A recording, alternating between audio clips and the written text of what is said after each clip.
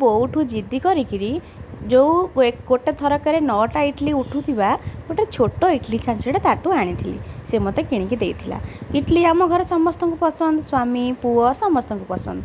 प्रायतः जलखिया मु पुर दिया इडली हो कि साधा इडली हो मु कर दिए। मते बनवाई बहुत पसंद कारण राति बाटिकी रखी था आण से पूरा भल से फुली जाए ताकू टिके नाकु मिक्स करी आ नड़िया टे करी भल से इडली कर खाइबा दिए शांति खाती। तो ये कथा है जे इडलीर स्टीम पाइंगा यार साइड रे कोणा न नाही मझिरे कोणा अच्छी तो कपड़ा पकईक न कले आण सब गली पड़ो। तो मु कौन कली मो स्वामी ठाकुर पूजा पाई गोटे धलार धोतीटे आनी से को पिंधिकी पूजा करेंगे।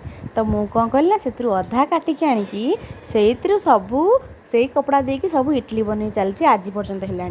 जब कपड़ा खराब हो जाऊँगी फोपाड़ दूसरी पुणी आ गए नुआ कपड़ा काटी दूसरी तांकर धोती से आज पर्यंत जानी ना जे मुझे धोती आउ रखिनी सब काटिकी से इडली कर सारे बोली।